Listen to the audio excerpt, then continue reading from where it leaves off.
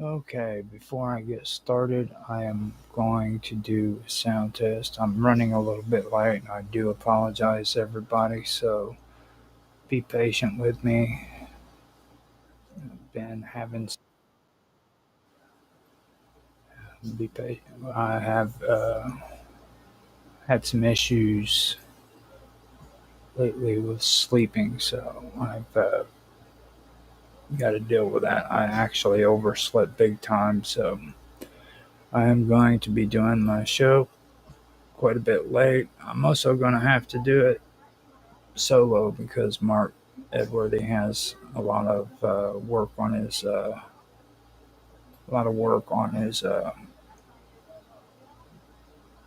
workload, basically. I guess you could say. So I'm gonna do this solo. It's fine because most of it is actually this part is going to be a little bit of kind of recapping. Uh, I have to go over some stuff that I previously went over before, but there's a little bit of a twist to it. So it does need to. I will be going over some of the stuff I discussed with Mark Edworthy earlier, which is fine. That's actually kind of fits in with it today, anyhow, because I need to um, actually uh, just kind of recap so that when Mark wants to come back, at least we're still on right on task with one another. So it sounds like all of the audio is working fine. I just went in and checked V Live. I should probably go and check Twitch and Kick too because on my last stream I wasn't. It didn't stream on Kick for some reason, so that was pretty odd. Especially considering it was Dragus Productions when I was doing that one. I couldn't believe that happened. So I'm actually wanting to start at the top of the hour.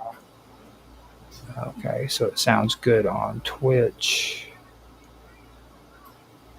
Let me go check Kick, make sure it's working. Okay, yeah, it's up and running. Before I get started, I do want to apologize to everybody on Kick for not being able to stream Dragus production yesterday. I had some issues with my Rumble Studios. It for some reason did not work on Kick, so I apologize about that. So we do have 3 minutes left, or 7 minutes left. Yeah, 7 minutes before the top of the hour. I may go ahead and get this going so that I can get through it. I have everything outlined and ready to go all the way up until the interim between World War One and World War Two. I'm not going to go through all of that tonight, of course, but I do have to go and do some recap on some of the topics we talked about in the last episode. So, and don't worry about it. It's from a different angle, basically something that I didn't want to leave out of the talking points. And like I said, right now, Mark Edworthy has a pretty heavy workload in the morning, so it's putting a lot of strain on him when it comes to working and then having to be on here in the afternoon. So this was completely my fault that he wasn't able to be on the show tonight because I ended up having some issues and couldn't do this until late at night. So let me go ahead, do my introduction, and we will get on with the show. So, hello, everybody, and welcome back. I'm Roger Hanson, and tonight I will be your host here on Roger's Real-Time Talk Show event. You can find us at Rumble and at YouTube under the Praetorian. You can also find us on Kick Roger_Hanson, as well as DLive at Roger_Hanson. Now, I also stream live on Twitch. I don't store the recording for these, but you can catch me live on there at Infamous 1969. So, with that being said, I am going to go ahead and get on with the show. Now, last week we had gone over some stuff that I may have to go back over again this week because in the past episodes, we've so far covered the radicalism in Europe, as well as kind of went over the difference between radicalism and liberalism, or being a classic liberal during that time period. From that, we also talked about being a realist, or actually Romanticism and Enlightenment, the difference between that. And then we started discussing being a realist, what it means when you say that you're a realist. Um, as well as that, with Romanticism, we went from there into ethno-nationalist movements that were taking place within Europe. And that's where things started picking up. Now, we're still talking about realists, but eventually that term is going to change as well. And it's going to be within these topics in the next 3 episodes where we start getting to the bread and butter of what, what what's starting to take place here. You'll see the word realist change, and you'll also hear find out a little bit more about the Romantic movement and what's the difference between Romanticism and Idealism. That is one of that's a big reason why I wanted to go back over some of the stuff so that I can kind of make a differentiation between the two, because it's a small difference, but it matters. You know what I'm saying? So, like I said, the whole socialist movement that took place within Europe was a very, very complex. It was very complex in how it happened. So, like I said in my previous episodes, again, we're not going to cover like every single detail of what happened when it came to Europe after the French Revolution, all the way up until now. But we will use the format that I laid out because I feel that it kind of brings out more when it comes to the storyline and what actually took place within Europe. So, that being said, I will go ahead and get into it. Now, in the late 18th century, European intellectual life underwent a dramatic shift. Okay, for most of the Enlightenment, the prevailing thought emphasized rationalism, empiricism, and material explanations for the world. Now, the age was dominated by thinkers like Voltaire, Diderot, and Hume, who championed reason, observable evidence, and the natural sciences as the surest way to understand reality. This intellectual climate had its own revolutionary power. Uh, it broke the dominance of religious dogma, for one, and that's in many areas, and encouraged the development of constitutional government, also human rights, and it also even delved into scientific method as well. Now, by the end of the century, a reaction began to emerge against what a lot of people felt was a cold, mechanistic worldview uh, that neglected the inner life. of the human spirit, basically. Now, I'm getting messages from Mr. Robot, so you got to excuse me. Now, idealism is where I get into all of this, okay? Now, just like Romanticism, they felt the same way about this mechanistic worldview, okay, that the realists were and the enlightened, the so-called enlightened, were putting out, okay. Um, that in effect caused a reaction that created what was later known, what would be known as the age of Romanticism, and we also have now idealism. Now, when you sit and you hear people talking all the time about ideology, your ideologies and idealist, being an idealist, or ideological viewpoints, stuff like that. That's what they're talking about here. It's a philosophical ideology, philosophical idealist. Okay, and what they did is they rejected the notion that reality could be fully explained through material causes alone. Okay, in their view, consciousness, ideas, and the human mind were like they weren't a secondary.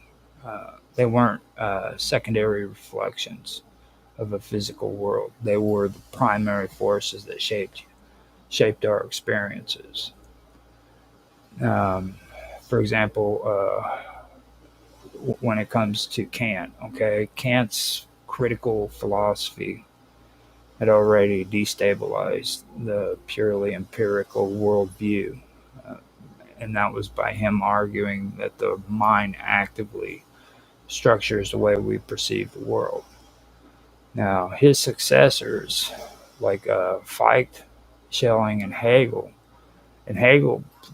so that I can point this out, is one of the reasons why I wanted to go back over this, because it was mentioned in our comment section about Hegel. And I want to be very sure that people do understand about Hegel. Um, there's a differentiate. There's a there's a difference between Hegel being an idealist rather than classic uh, a libertarian or a liberal. You know what I mean? Believing in the classic liberal constitutional ideologies. Um, and this kind of gets into it. Now these guys, they push for ideas, or they push their ideas basically further.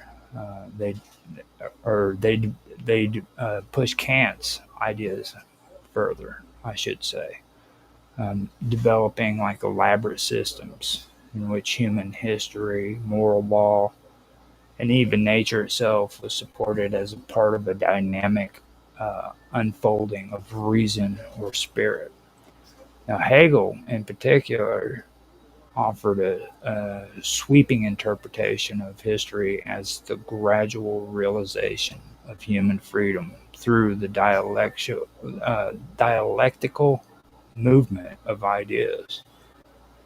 Now, for Hegel, nations and states weren't arbitrary political units. They were living embodiments of the world spirit, each with a role to play in advancing the moral and political progress of humanity, basically. Now, this philosophical foundation provided later nationalists with a powerful justification. Okay, their own nation's development was not a matter of self-interest, but part of the inevitable march of history. So, while idealism worked in the philosophical field, you have to also look at Romanticism. Now, Romanticism was developing as a parallel movement, basically, in the cultural sphere through literature, art, music, and historical imagination. Now, it also rejected the Enlightenment's focus on universal reason, but its emphasis was on the primacy of emotion, imagination, and the unique individuality of human beings. Now, you had Romantic poets and painters who celebrated the sublime in nature, the mysteries of the human heart, and the particular traditions of local cultures, things of that nature.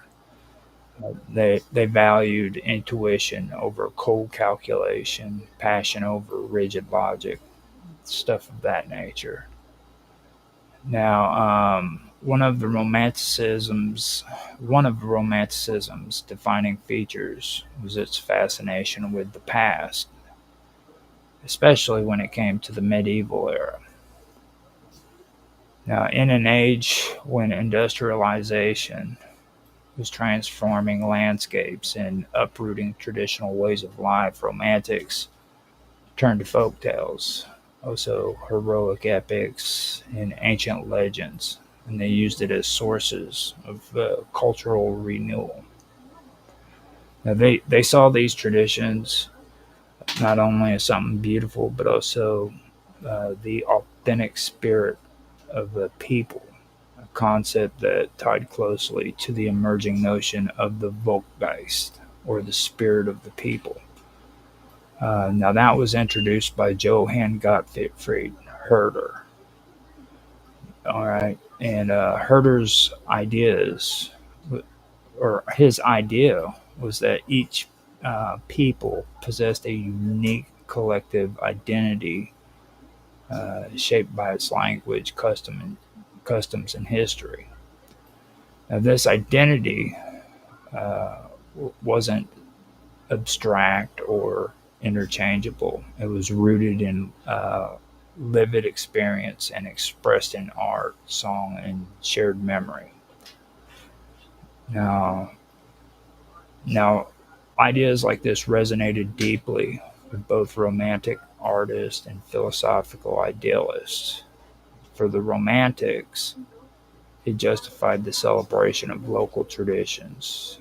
For the idealists, it connected each people's cultural life to like the grand history that was unfolding of spirit, you know.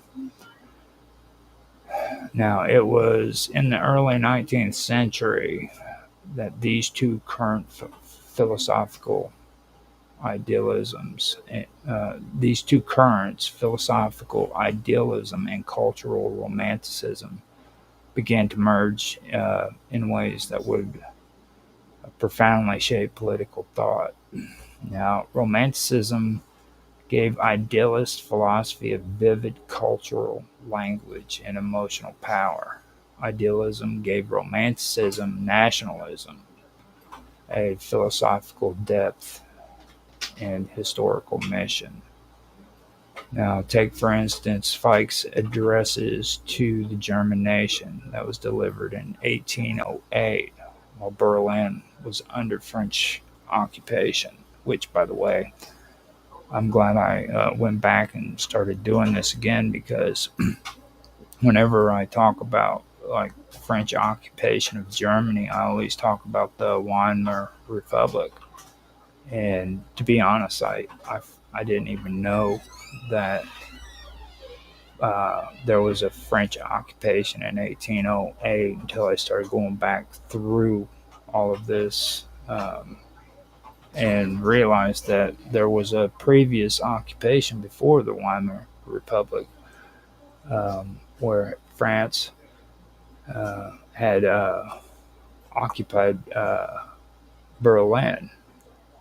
Now, with that being said, I will move on with what I was saying about Fichte's address to the German nation. Now, drawing on both Herder's cultural concepts and his own idealist philosophy, Veitch argued that the German people had a special moral, spiritual role to play in humanity's development.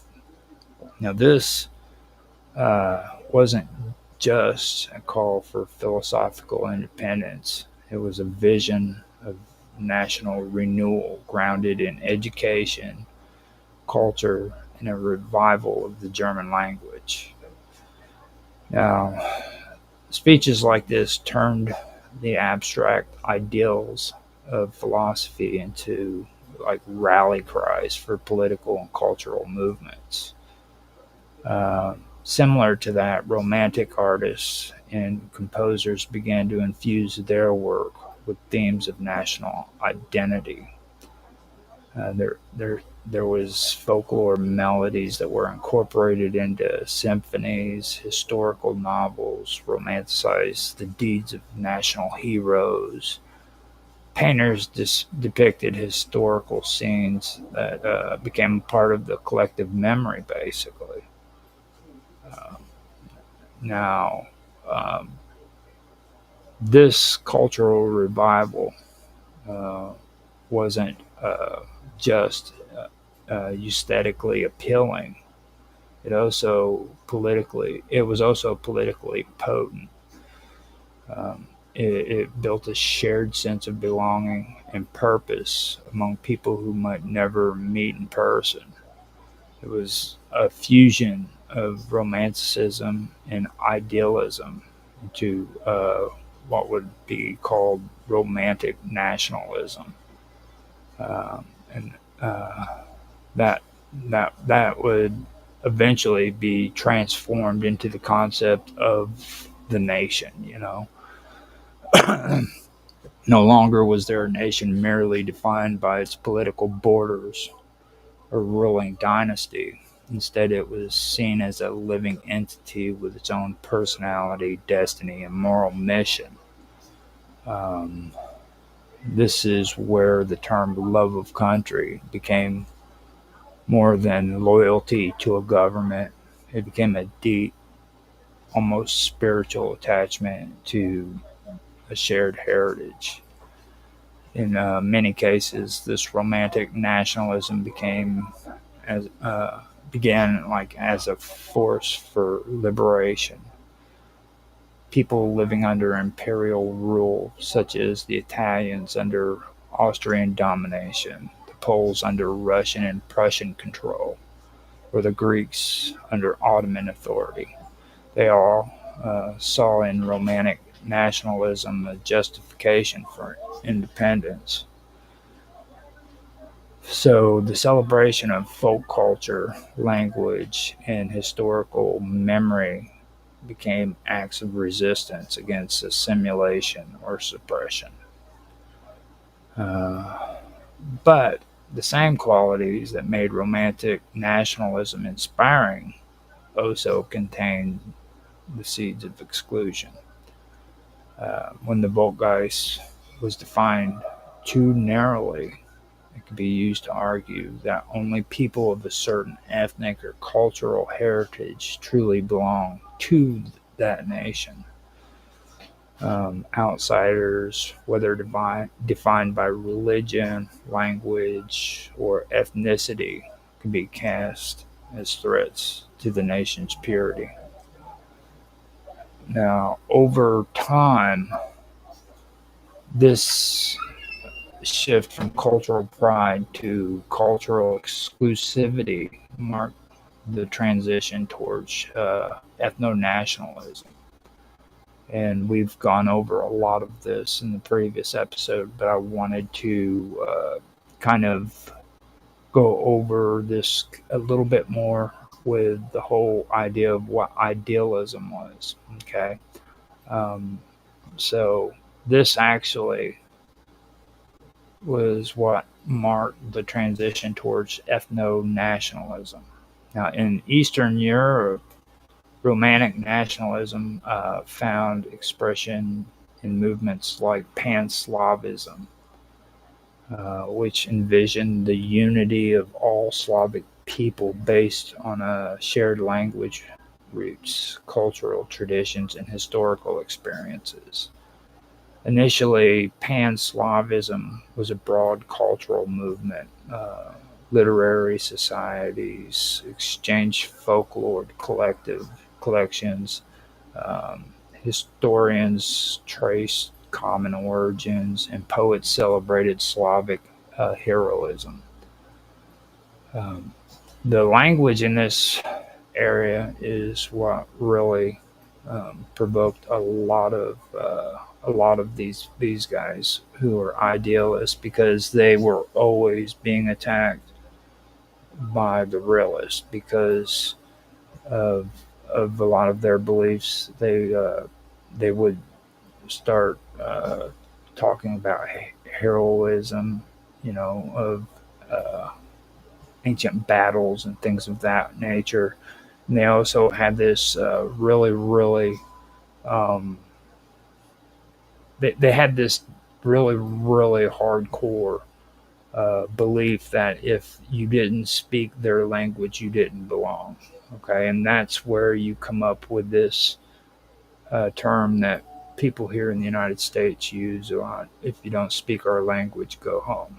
That is basically where a lot of this came from. It erupted through Pan-Slavism, and it gets pretty interesting even from this, because this when you start learning about the Slavs and you start learning about the region, you start realizing that Germany wasn't the only ones that was involved in all this. You know what I mean? Pan-Slavism, Pan-Russianism, I guess you could say they were all intertwined in it. And well, let me just uh, go further, and then you'll understand what I'm saying. Now, as the 19th century progressed, the movement took on an increasingly political dimension. Russia, as the largest Slavic state, began to position itself as the natural protector of Slavic people. Now, this laid the groundwork for Pan-Russianism, related but more narrowly focused ideology. The unity of East Slavic people under Russian leadership. Now, Pan-Russianism blended romanticized images of Russia's vast landscapes and Orthodox faith with the idealist notion that the Russian nation had a historical mission to safeguard traditional values against the perceived moral decay of the West. The appeal of these movements were very powerful. They offered a sense of belonging to communities spread across vast distances, and they imbued political aspirations with a sense of historical inevitability. They also carried exclusionary implications, as non Slavic minorities often found themselves cast as outsiders within the national vision. Over time, these ideas contributed to political tensions that played out not only in cultural debates but also in military conflicts. Now we go back into ethno-nationalists. Okay, the ethno-nationalist turn wasn't inevitable, but it became increasingly likely.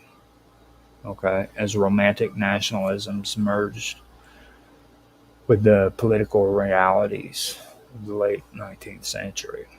Now, as literacy rates rose and mass media expanded, nationalist narratives could reach wider audiences than ever before. Newspapers, novels, school texts, and political monuments all reinforced a particular vision of national identity. one that often centered on the majority ethnic group. Now, industrialization and urbanization also played a role as well.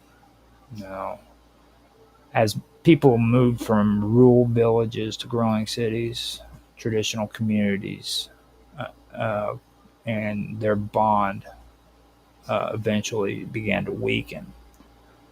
National identity offered a new form of belonging, one that could unite individuals across regions, but also draw sharp lines between us and them. Politicians seeing the mobilizing power of nationalist sentiment began to use it strategically. Sometimes it was to rally resistance against foreign domination, sometimes to consolidate power within multi ethnic states. And that was also by promoting the culture of the dominant group. The idealist philosophy that had once envisioned nations as complementary actors in a shared historical drama could also be narrowed into a belief that one's own nation was uniquely virtuous and destined to lead or dominate others. Uh, Romanticism's celebration of cultural uniqueness could also be weaponized into suspicion or hostility towards those who didn't share the same heritage. Now, in this way, the blend of idealism and romanticism, which was once a force of liberation, became a tool of exclusion and conflict. By the early 20th century, the legacy of romantic nationalism was very complex. On one hand, it had inspired movements that led to the creation of unification of modern states, such as Italy and Germany. It had preserved the revived cultural traditions that might otherwise have been lost. It had given people under imperial rule a vision of self determination and dignity. Now, on the other hand, though, the same ideas had also been used to justify marginalization or persecution of minorities, to promote aggressive expansionism, and to frame international politics in terms of cultural and radical competition. Now, in the Balkans, romantic nationalist visions contributed to the tensions that erupted in the Balkan Wars and set the stage for the First World War. Now, in Russia, Pan Slavism and Pan Russianism intertwined with imperial ambitions, shaping policy and domestic attitudes towards non Slavic populations. Now, by the close of the 18th century, European political thought was in flux. The Enlightenment had succeeded in breaking the monopoly of religious authority over state governance and had promoted the use of rational inquiry in political decision making. But in doing so, it created a mechanistic view of the world and humanity, one in which individuals were essentially interchangeable units bound by abstract social contracts. For some thinkers, this vision ignored the moral and spiritual dimensions of political life. Philosophical idealism emerged as an alternative.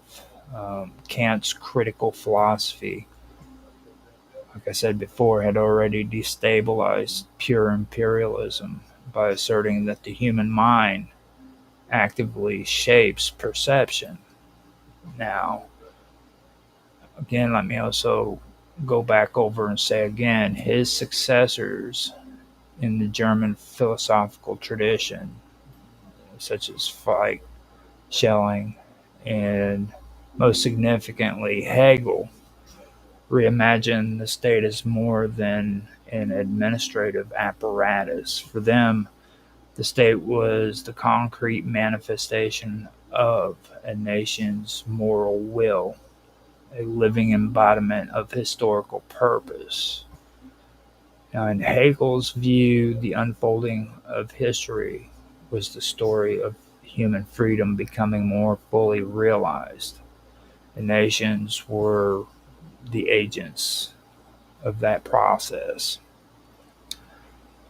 Now, this made the state not just a political entity, but the moral custodian of its people's historical mission, basically.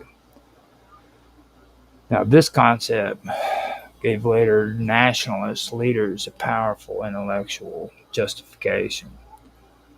If the state was the vessel of a unique moral spirit, then strengthening and defending it was a moral imperative. Now, while idealist philosophers were reshaping the theoretical foundations of the state, Romanticists were redefining the way people saw themselves as members of a community.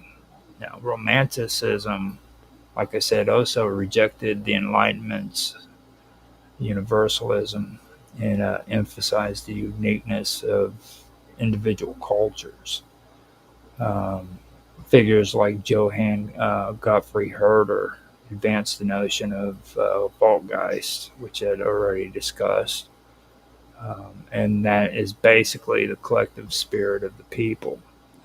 And that would be expressed through shared languages, customs, and traditions. Now, the Volkgeist, Herder argued, was the true source of a nation's vitality. This is where I get into the Volkgeist because earlier I didn't really cover that all that much, so I'm going to start talking more about this. Now, although Romanticism was primarily like a cultural movement, um, its impact on politics it was pretty substantial. Cultural revival became a political tool, though. It was used for language reforms, historical preservation projects, and the collection of folklore. Um, and these weren't like mere acts of scholarship. They were like steps towards unifying a population around a shared identity, basically, which I've said a couple times. Now, the multi ethnic empires, such as Austria Hungary, Russia, and the Ottoman Empire, these in these empires, these movements could actually foster political agitation.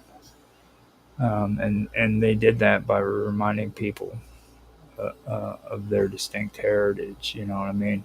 Now, the political translation of romantic and idealist thoughts became visible more in the early 19th century during the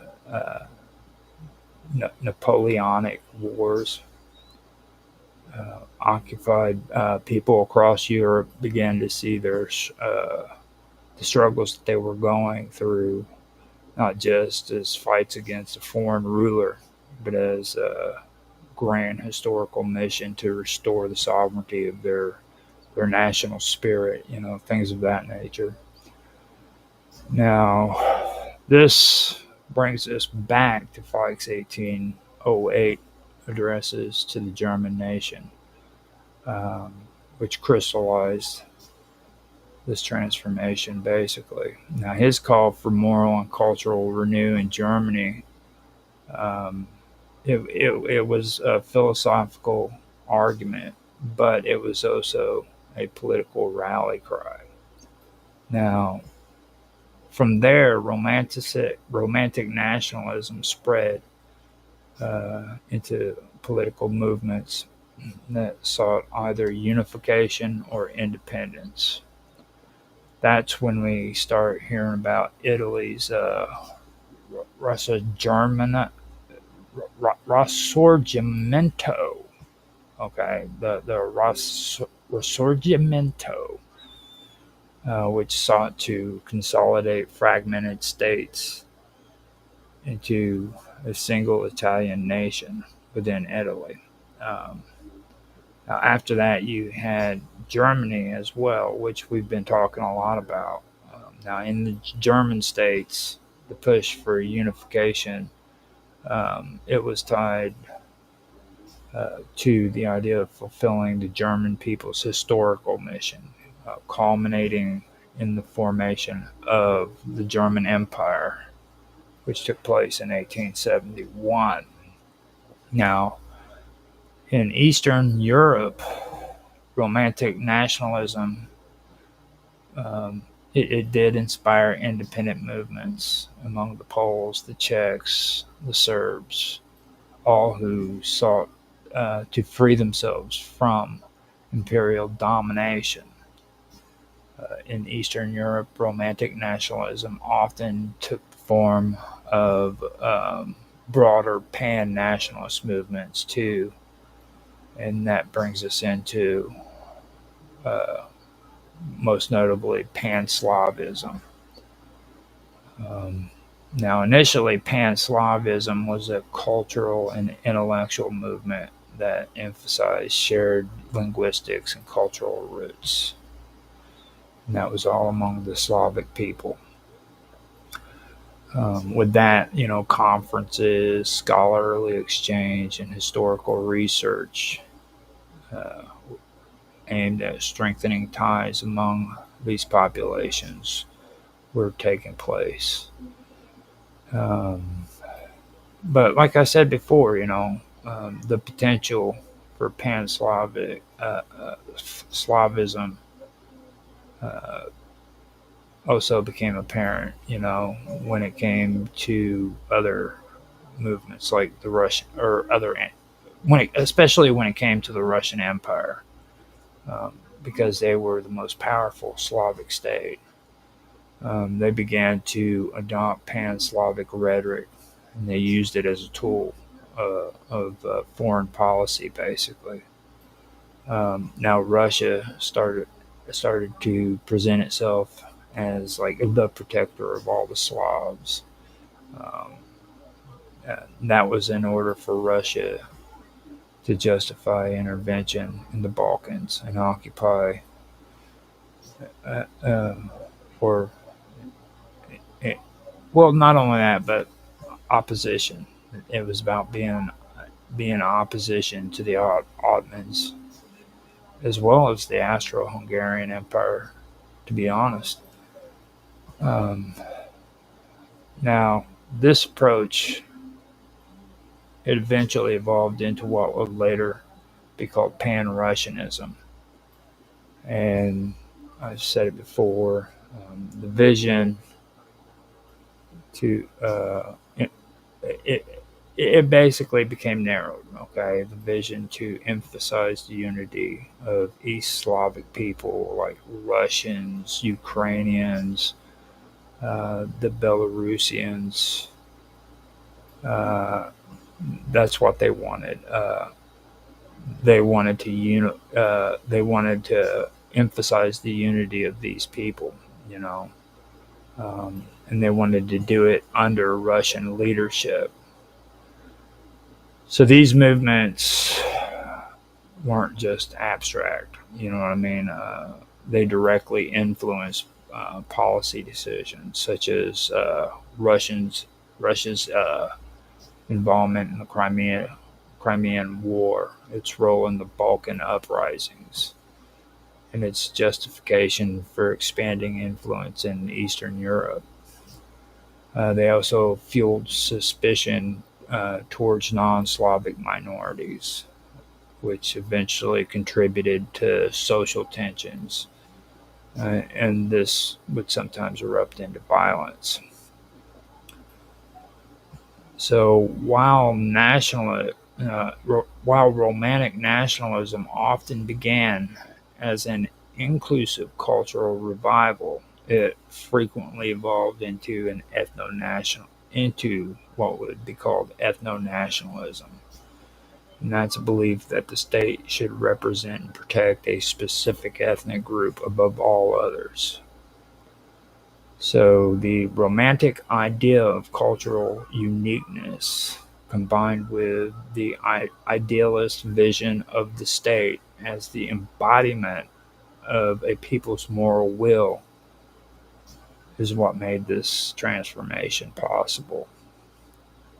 Now, the late 19th century saw ethno-nationalist policies uh, which emerged all across Europe.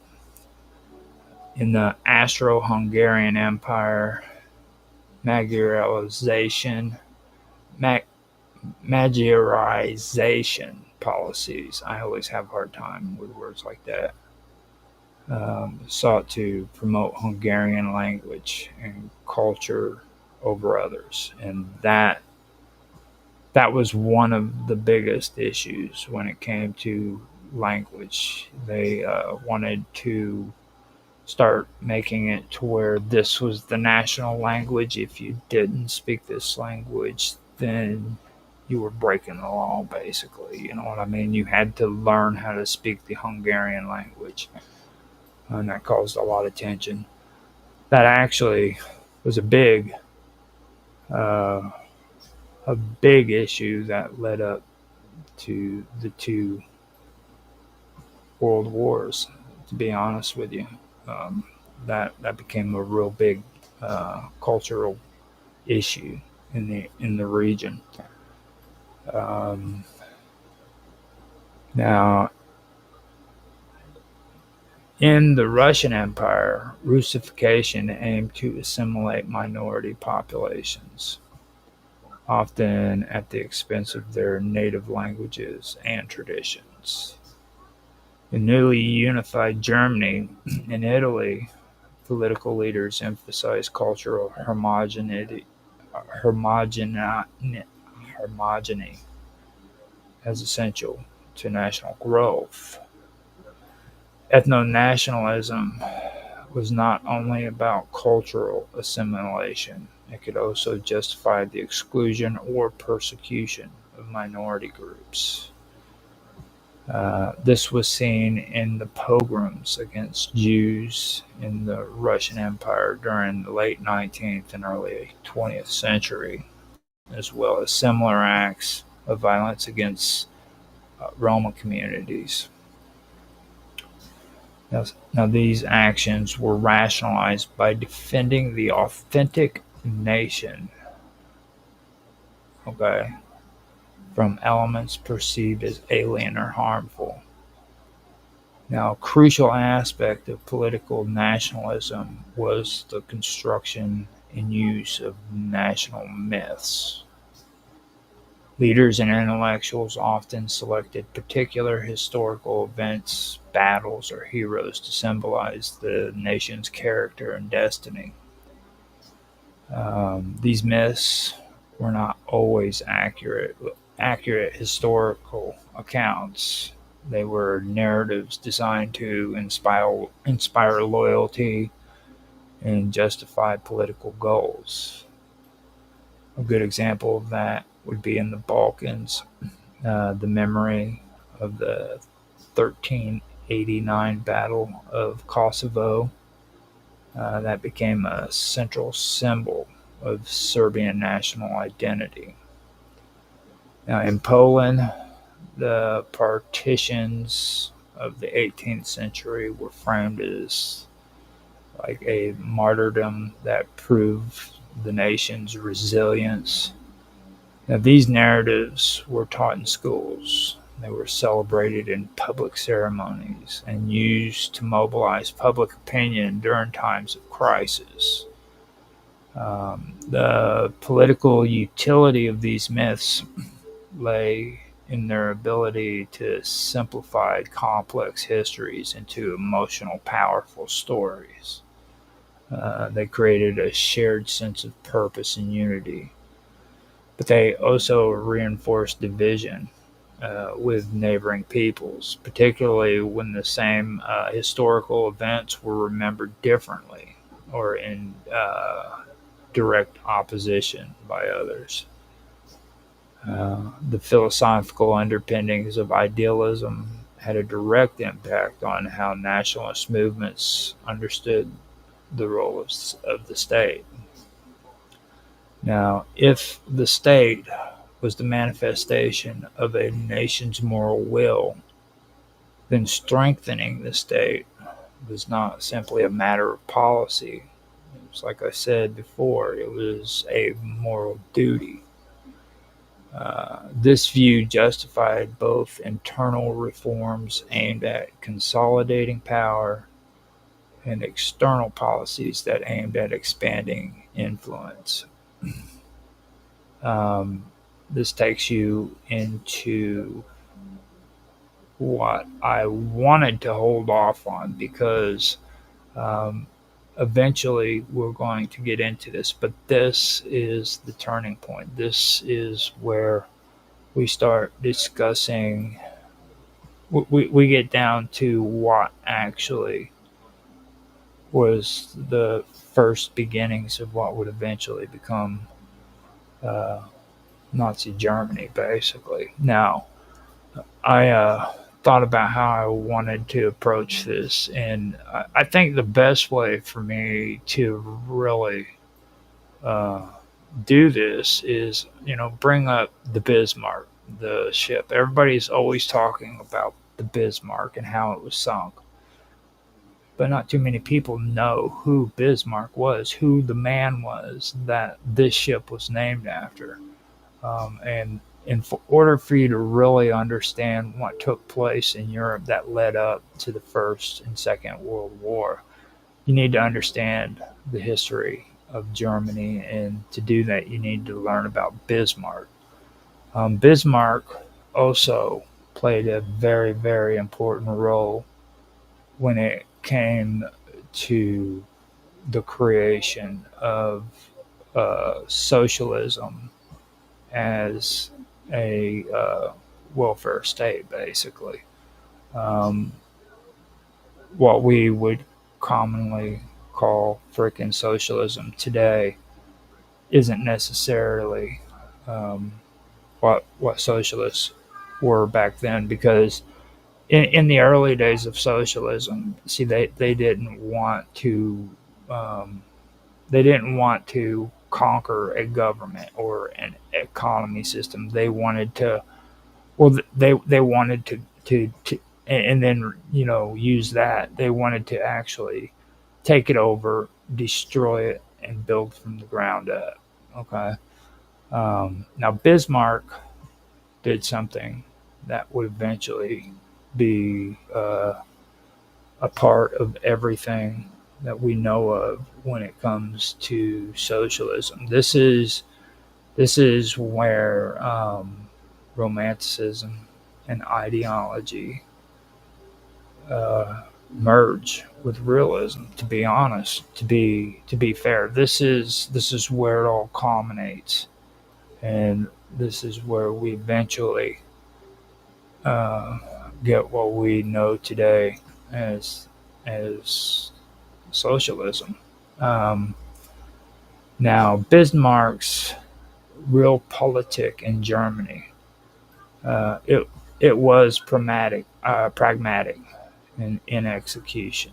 Don't get me wrong. Okay, uh, it drew on this deep ideological justification. Okay, and what it drew on is, if the state was the manifestation of a nation's moral will, then strengthening the state was not simply a matter of policy, it was a moral duty. Okay. Now, like I said before, this justified both internal reforms aimed at consolidating power, as well as external policies that aimed at expanding influence. Bismarck's Realpolitik in Germany was a part of that. Now, his goal was unifying Germany under Prussian leadership, and that was framed as fulfilling the German nation's historical mission, according to him. Now, similarly, Italian leaders like Cavour used both diplomacy and war to bring about unification, portraying the process as the realization of Italy's rightful place among nations. In Russia, the autocracy embraced a form of state idealism that linked the Tsar or the Tsar's authority to the preservation of the Russian people's spirit and cultural essence. This allowed the regime to present its policies, whether domestic centralization or foreign intervention, as morally necessary for the protection and advancement of the nation. Now, the fusion of Romanticism, Idealism, and nationalism, that was actually a potent political force, but but it was also inherently volatile. Its power laid in its emotional appeal and its ability to mobilize large populations towards a collective action, basically. Uh, its danger also laid in the same qualities, okay? Uh, Once the definition of the nation became exclusive, it could justify the suppression or expulsion of those deemed outsiders. By the turn of the 20th century, nationalist rhetoric was increasingly intertwined with notions of ethnic purity. This shift was accelerated by the rise of racial theories that claim scientific legitimacy, providing a pseudo-rational basis for policies of exclusion in multi-ethical regions like the Balkans. This contributed to cycles of violence and reprisal that destabilized entire states. By the early 1900s, the competing nationalism of Europe, uh, many rooted in the Romantic idealist tradition, had become entangled in the alliance systems and imperial rivalries. Uh, in the Balkans, Serbian nationalism, influenced by Pan-Slavism and supported by Russia, clashed with Austro-Hungarian ambitions. Um, and all of this uh, basically uh, went even further when the assassination of Archduke Franz Ferdinand in 1940 or 1914 uh, hap- happened. It was basically the spark uh, that fueled the fire,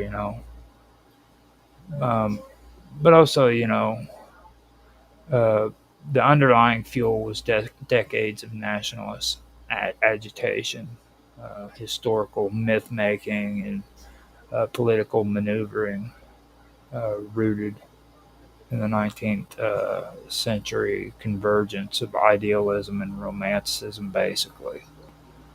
So, in the early 19th century, Germany wasn't a single state, but like a patchwork of more than 3 dozen independent kingdoms, duches, and city states that were linked loosely by the German Confederation.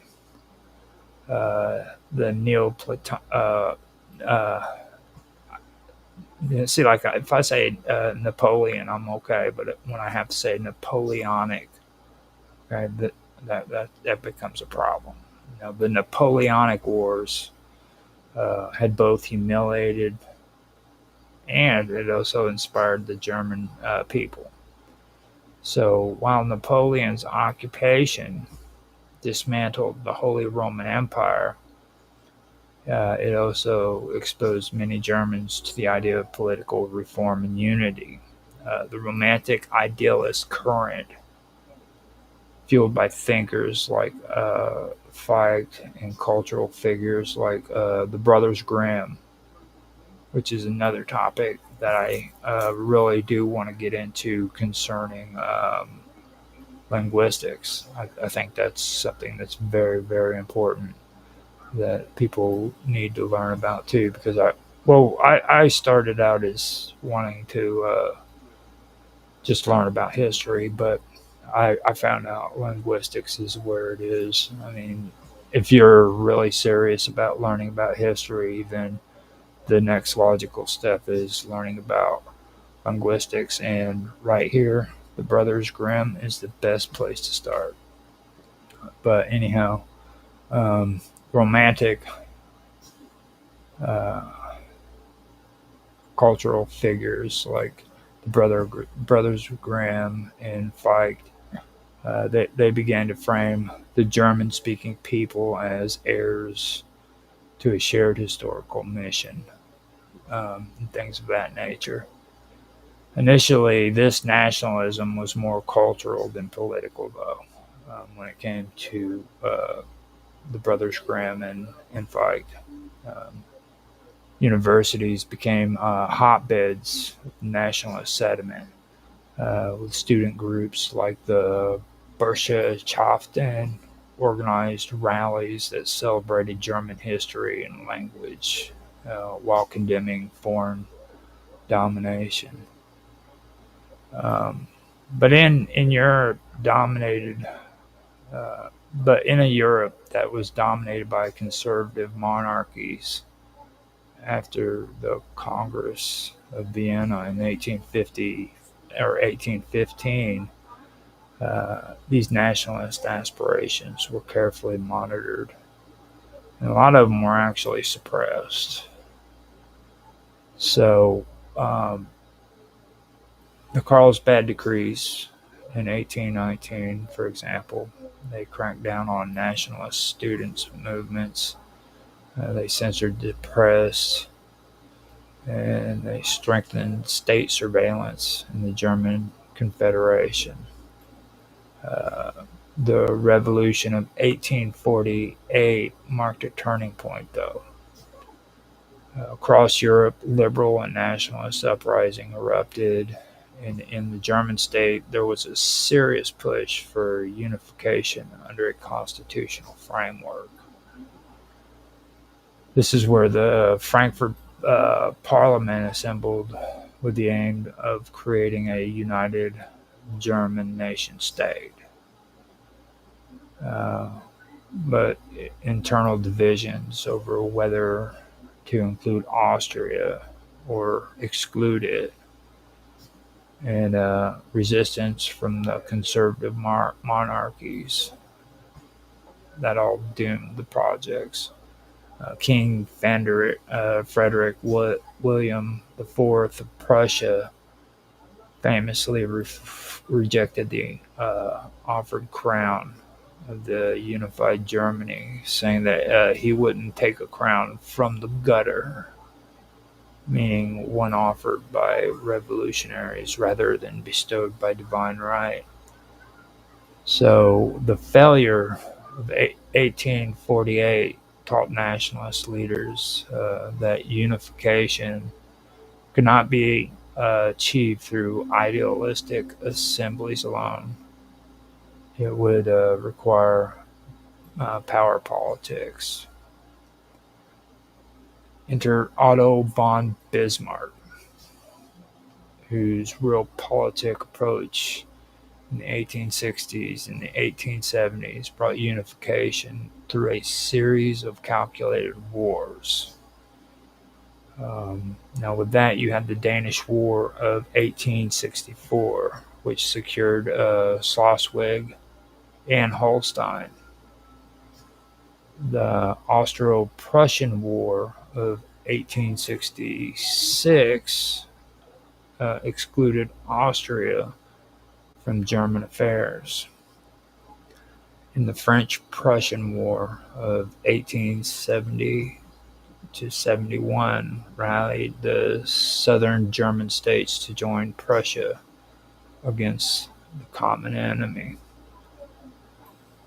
Now, Bismarck's unification campaign was cloaked in nationalist rhetoric, but driven by pragmatic statecraft, like I said.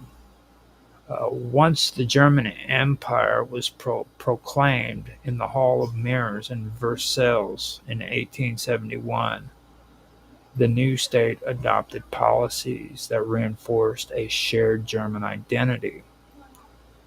Uh, that would be standardizing the language in schools, promoting national history, and cultivating military pride. These were used as tools of cohesion. Yet the same nationalism that unified Germany also set it apart as a challenger to the established European order, laying the groundwork for future conflicts. Italy's path to unification followed a similar trajectory from romantic ideas to strategic politics. In the early 1800s, the Italian peninsula was fragmented into various kingdoms, duchies, and territories under foreign control, notably Austria in the north and the Bourbon monarchy in the south. Now, Risorgimento, the Risorgimento, or the Resurgence, was as much a cultural movement as a political one. Writers, poets, and historians emphasized Italy's shared Roman and Renaissance heritage, portraying unification as a restoration of past glory. Uh, Giuseppe Mazzini, uh, the ideological heart of the early movement, founded Young Italy in 1831. His vision was a democratic republican Italy, united through the will of the people. Mazzini's rhetoric was steeped in idealist and romantic language, appealing to the moral duty of Italians to liberate their homeland. Now, his influence inspired uprisings across the peninsula, though these early revolts often failed due to poor coordination and the overwhelming military strength of foreign powers. Now, the revolutions of 1848 saw significant uprisings in Milan, Venice, and other cities, but Austrian armies quickly reasserted control. It became clear that ideas alone could not overcome entrenched imperial power, basically. So the unification cause then shifted towards a more pragmatic leadership under Count Camillo de Cavour, the Prime Minister of Piedmont, Sardinia. Now, Cavour understood the necessity of diplomacy and alliance building. So, aligning Piedmont with France during the Crimean War gave it a seat at the table in European affairs. In 1859, Cavour secured French assistance against Austria in the Second Italian War of Independence, leading to annexation of Lombardy. Now, the momentum continued as revolutionary leader Giuseppe Garibaldi's red shirts marched north from Sicily, capturing the kingdom of the two Sicilies, and eventually handing it over to King Victor Emmanuel II. So I could go on and on and on with this and actually get it done and over with. But I think right here is probably where I do want to maybe stop this and uh, continue later on. I could end up finishing it off and everything, but this is where I start getting into more of the wartime areas where it's actually starting to build up. But it kind of gives you, like I said, I had to go through and do a little bit of uh, a recap. You know what I mean? Of what needed to be talked about here. I will step back a little bit too on this and kind of start over at an earlier part for the next episode. That way we can continue this conversation and do it at a proper time when Mark's here, because I know he would probably want to be a part of this. He's really more uh, as a he's more of a EU kind of guy. He wants to get into the EU and discuss that more in depth. So I'm pretty sure he's not heartbroken that he doesn't have to be here for this, but I figured it would be something that I can torture him with, because I really do enjoy torturing Mark Edward. A lot of people don't really realize that, but I enjoy doing that quite a bit. He tortures me all the time. It's kind of like a back and forth thing. If I'm not torturing him, he's torturing me, or Mr. Robot's torturing both of us, one of the two. So I think the best thing for me to do, though, is to end it here, come back later, and maybe, well, not maybe, but go ahead and start from this point here and have a conversation about it. But I did think about it before I started this. I was like, it's not really a bad idea to do this actually on my own, because there's like I told you before, there's some things in here that I did have to recap to kind of put a little bit more emphasis on what ideology, or how ideology and romanticism kind of relate to one another, and what their differences are, and how idealists influenced what took place in Europe during this time period, because it is very, very important.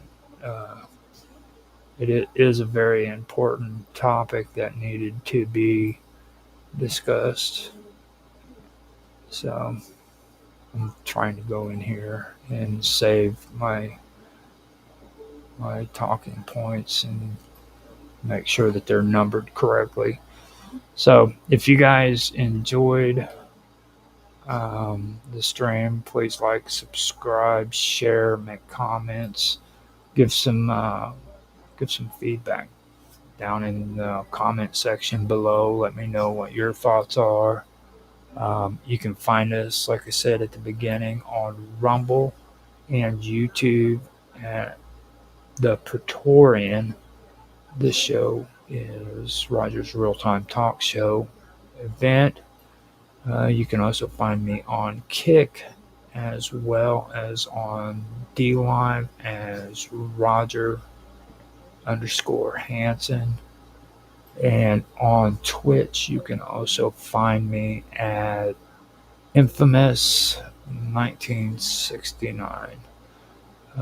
I went through, I looked at everything. It doesn't look like I have any comments that I have to respond to.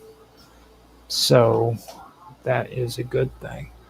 Um, and I hope you guys enjoy your day, night, whatever. And I do apologize for having to do this late. I can't believe that I actually messed up like that today, but I did. And I do apologize. And I will be back next week as scheduled. Hope you guys enjoyed the map that I put on here too, showing you Europe so that you can actually see the locations that we're talking about uh, as we go through this. So, with that being said, I'm going to shut up and I'm going to end this, and I will talk to you guys next week. Thanks for stopping by.